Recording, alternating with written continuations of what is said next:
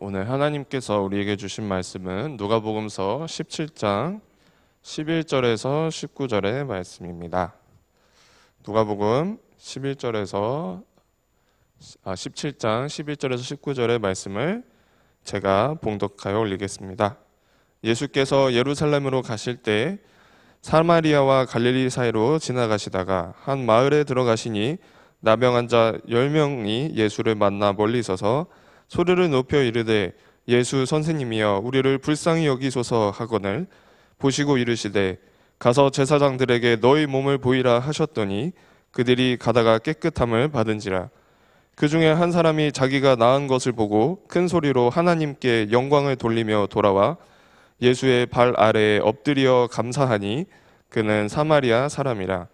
예수께서 대답하여 이르시되 10 사람이 다 깨끗함을 받지 아니하였느냐?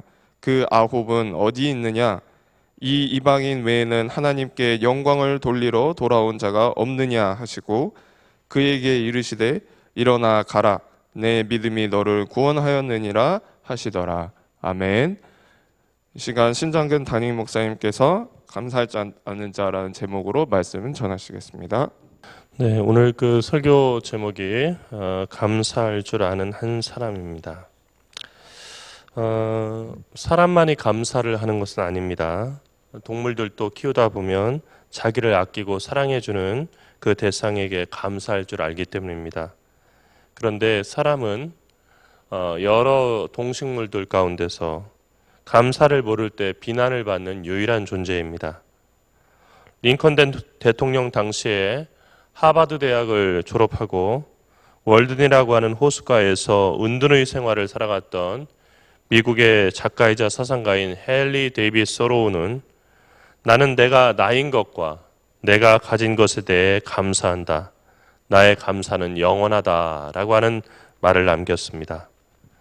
그는 비록 몇 년간의 한정된 기간이었지만은 그 월든이라고 하는 호숫가에 살아가면서 최소한의 것만을 가지고 살아가면서 근검 절약하면서 산 것으로 유명한 숲속의 은둔자요 사상가였지만 늘 감사하고 그리고 늘 기뻐하며 살았습니다. 시대가 지날수록 문명이 발달하고 물질이 풍부해질 수 있습니다. 하지만 시대가 지나도 감사할 줄 모르는 사람은 여전히 감사하지 못합니다. 오늘 우리가 살아가고 있는 이 시대는 인류가 살았던 그 어떤 시대보다도 가장 풍요로운 시대이고 가장 많은 물질들을 그렇게 소유하고 또 소비하고 살아가지만 그러나 그 어떤 시대보다도 감사가 메마른 그런 시대가 되어버렸습니다. 그런데 감사하는 것은 타고난 그런 능력이 아닙니다. 감사는 특정의 삶의 조건이 갖춰졌을 때만 가능한 일이 또 아닙니다. 감사는 의지적인 것이고 마음의 그 결심에서 출발하는 것입니다. 감사는 감사하고자 하는 사람에게만 허락되는 하늘의 선물이기 때문입니다. 오늘 말씀을 보면 나병에 걸린 환자 10명이 어느 날 예수님을 만났습니다. 나병은 오늘날 한센병이라고 부르는 그런 피부 질환입니다.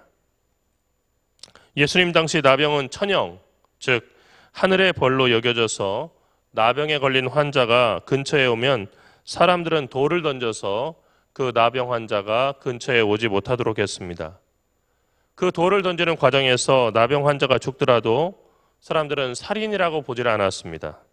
그만큼 나병 환자는 공동체로부터 소외당했고 그리고 인간다운 대접을 전혀 받지 못하던 그런 사람이었습니다.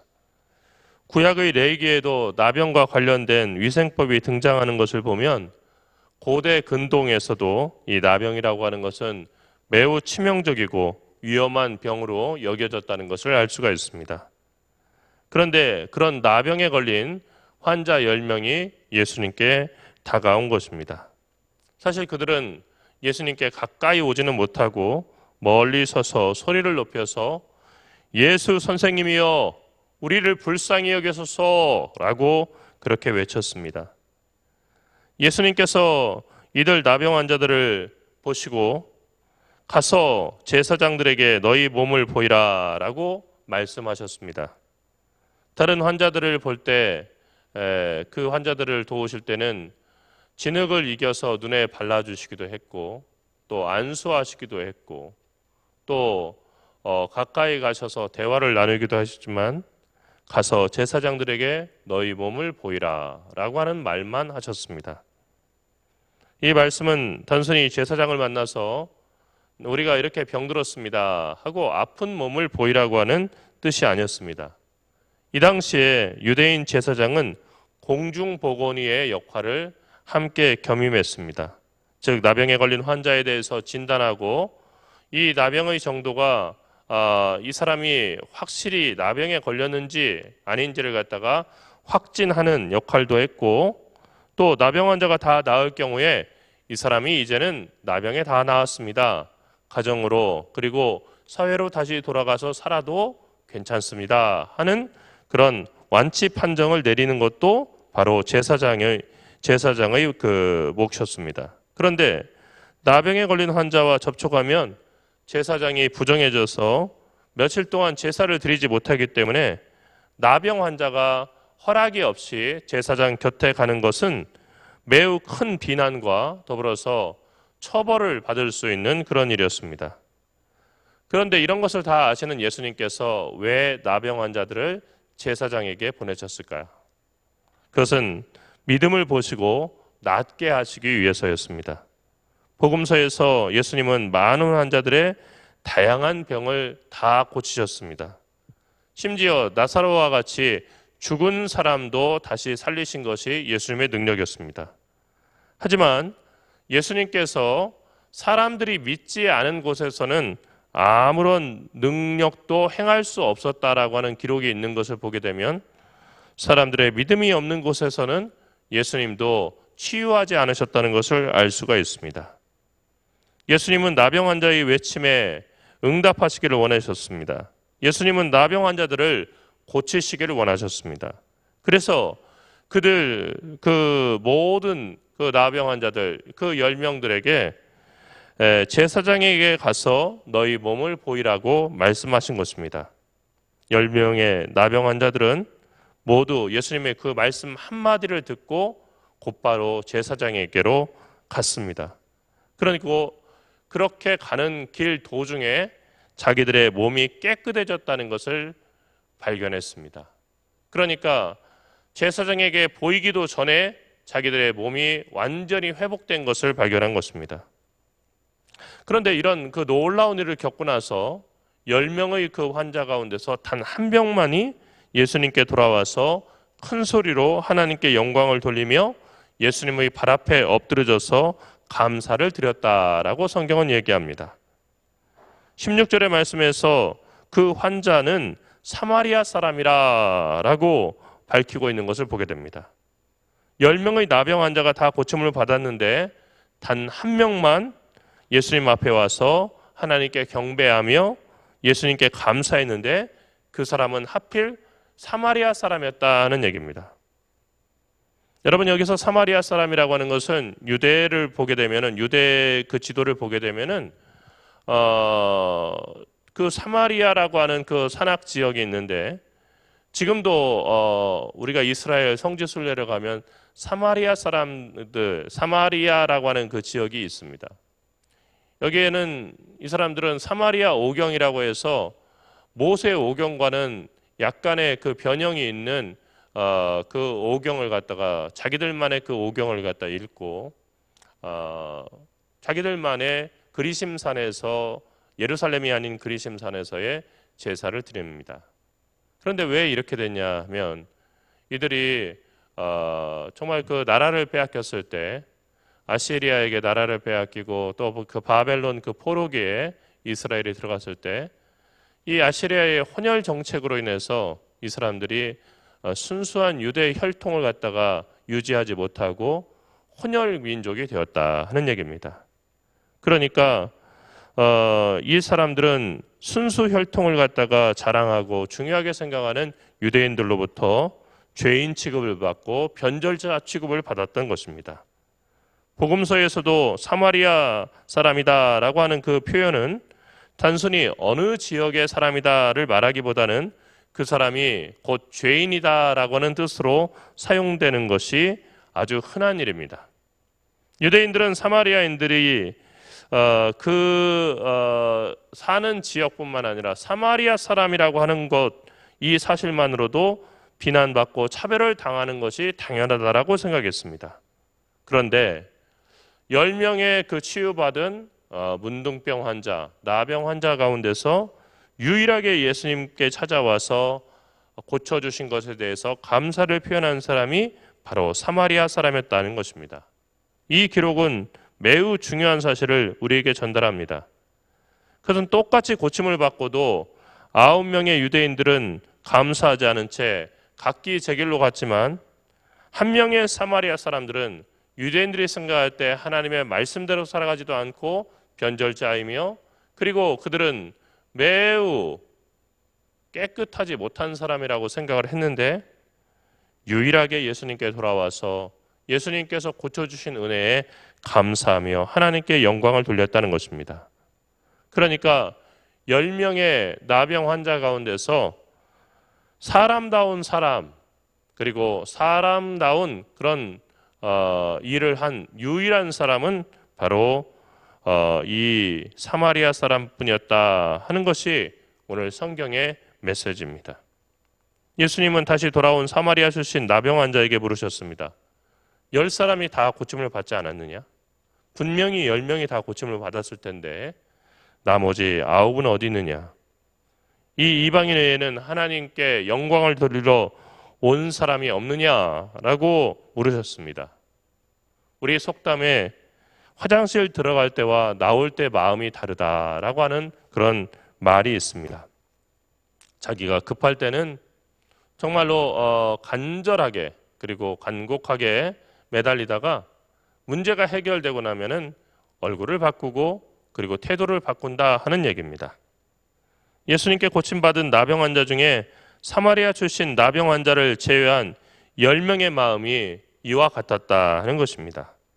똑같이 은혜를 받았는데 10명 중 단 한 사람만, 그것도 사마리아 사람만 감사했습니다. 이렇게 볼 때 감사는 주어진 기회와 복에 대한 당연한 반응이 아니라 주어진 일을 받아들이는 마음의 태도에 따라서 할 수도 있고 하지 못할 수도 있는 하늘의 선물이라고 하는 것을 알 수가 있습니다. 여러분 꼭 명심하십시오. 감사는 환경의 산물이 아니라 환경을 지배할 수 있는 믿음의 태도입니다. 감사할 만한 일이 있어서 감사하는 것이 아니라 감사하는 마음을 가지고 있기 때문에 감사할 만한 일이 우리들의 삶 가운데 나타나는 것입니다. 우리의 육체가 영혼을 소유하는 것이 아니라 영혼이 우리의 육체를 소유한다는 사실을 우리는 알아야 합니다. 그러니까 그 영혼의 태도가 우리들의 삶 전체를 지배하고 또 우리 삶 전체에서 일어나는 그 일들이 바로 우리 영혼의 그 태도에 따라서 달라진다는 것입니다. 9명의 유대인 환자들도 나병에서 고침을 받았습니다. 하지만 그 병고침이 예수님께 다시 돌아와서 예수님께 감사하며 또 예수님을 믿는 믿음으로 이어지지 못했습니다. 인생에서 정말 중요한 것은 우리가 무엇을 가지며 무엇을 성취했냐가 아닙니다. 어린 시절에는 그것이 전부인 것처럼 보일 수가 있습니다. 하지만 시간이 지나고 우리의 인생이 마감될 때 정말 인생에서 중요한 것은 똑같은 경험을 하더라도 그 경험을 통해서 우리가 어떤 사람이 되었는가 하는 것에 달려 있다는 것입니다. 오늘 말씀에서 보면 10명의 나병 환자들은 똑같이 그 나병에서 고침을 받았지만 10명 중 1명만 예수님께 돌아와서 감사했습니다. 오늘 우리가 살아가는 이 시대는 감사를 잊어버린 시대입니다. 모든 것이 당연한 권리가 되어버렸고 없으면 결핍되면 불평하는 시대가 되어버렸습니다. 또 감사에는 매우 인색한 그런 시대가 되어버렸습니다. 이처럼 사람들이 감사하지 못하는 이유는 오늘날 우리가 살아가는 이 세상에 감사할 이유가 없어서가 아니라 사람들이 생각하지 않고 살면서 그러면서 사는 대로 생각하게 되었기 때문입니다. 사랑하는 학생 여러분, 매일 공부하는 일은 매우 힘든 일입니다. 실제로 공부가 즐겁고 또 쉽고 그리고 간단한 일은 아닙니다. 이것은 여러분이 잘 알 것입니다. 하지만 이것은 지구상 많은 사람에게는 여전히 기적과 같은 일입니다. 그러니까 매일 앉아서 공부만 할 수 있는 환경이 주어진다고 하는 것, 이것은 지구상의 정말 절대 다수의 사람들에게는 꿈에서나 가능한 일이라는 것입니다. 여러분, 인터넷상에 아주 오래전부터 퍼졌던 세계가 만일 100명의 사람이 사는 마을이라면이라고 하는 그 글이 있습니다. 세계가 만일 100명의 사람이 사는 마을이라면, 그러니까 이 세계를 하나의 마을로 보고 세계 전체 인구를 100명으로 딱 잡아서 이 100명 가운데 몇 명은 어떻다 하는 그 글로 써놓은 것입니다. 그런데 세계가 만일 100명의 사람이 사는 마을이라고 한다면 전체 마을 사람 중에서 대학을 졸업한 사람은 단 한 명이라 하는 얘기입니다. 엄청 많을 것 같은데 그렇지 않다는 거예요. 우리나라의 대부분의 고등학생들이 대학에 진학하는 걸 볼 때 세계에 다 이렇게 대학 가는 거 아닌가 생각하는데 세계에서 대학을 졸업한 사람은 단 한 명, 100명 중에 한 명밖에 되지 않는다는 얘기입니다. 20명은 대학은 꿈도 꾸지 못하고 영양실조에 빠져서 사냐 죽냐 하는 그런 근본적인 고민을 하고 있고, 그리고 우리가 공부하는 게 힘들다라고 생각하는 그 고민을 하는 때 한 명은 기아로 이미 죽어가고 있다는 얘기입니다. 또 전체 마을 사람 중에서 20명은 가만히 앉아서 공부할 수 있는 그런 환경이 전혀 주어지지 않고, 우리가 가자지구와 또 우크라이나에서 볼 수 있듯이 공습과 폭격, 지뢰로 인해서 사륙을 당하고 그리고 강간과 납치라고 하는 끔찍한 범죄에 노출되고 또 그런 생명의 위협을 느껴가면서 공부만 한다 하는 것은 상상할 수 없는 환경 속에서 살아간다는 것입니다. 많은 사람들이 물질의 가치를 두고 주위 사람들과 자신을 비교하며 살기 때문에 자신은 불행하다라고 느낍니다. 또 우리가 이렇게 모든 사람이 경쟁하는 이런 사회 속에서 공부만 하다 보니까 공부하는 게 정말 지겹고 때로는 지옥 같다라고 불평을 할 때도 있습니다. 하지만 여러분이 살아가고 있는 평범한 하루, 그리고 때로는 불평하는 그 하루가 세계의 많은 사람들, 절대 다수들에게는 꿈과 같은 생활이라는 것을 잊어서는 안 되겠습니다.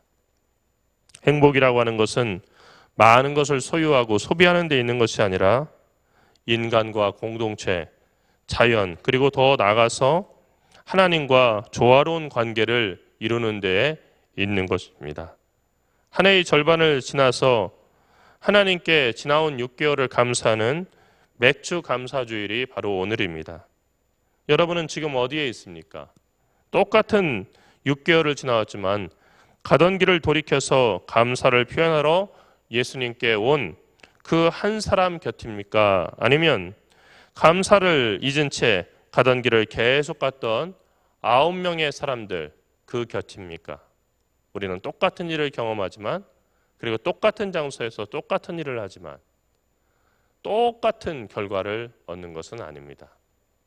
우리의 삶의 태도, 우리가 얼마나 성숙했냐, 영혼의 그 성숙도에 따라서 우리는 전혀 다른 것을 내놓게 되는 것입니다. 감사할 줄 안다고 한다면 그것은 우리가 받은 어떤 복보다도 귀한 복을 우리가 받았다는 것을 알 수 있습니다. 기도합시다. 살아계신 하나님, 은혜와 사랑을 감사합니다. 평범한 하루, 그리고 우리에게 익숙한 일상들이 누군가에게는, 아니 많은 사람들에게는 꿈도 꿀 수 없는 기적이라고 하는 것을 우리는 잊고 살아옵니다. 우리에게 주신 것, 그리고 우리가 가지고 있는 것, 우리가 누리고 있는 것을 당연하게 생각하다 보니 감사할 것이 없고 우리에게 결핍되고 우리에게 없는 것, 또 우리 기대대로 채워지지 않는 것에 대해서 불평하고 원망하며 그리고 푸념할 뿐입니다. 저희의 이 어린 마음을 불쌍히 여겨 주시옵시고 저희의 이 어리석음에서 벗어나게 인도하여 주셔서 하나님께서 주신 은혜에 감사하며 감격하며 살아가는 저희 모두가 되게 인도하여 주시옵소서. 사랑하신 예수 그리스도의 이름으로 기도드립니다. 아멘.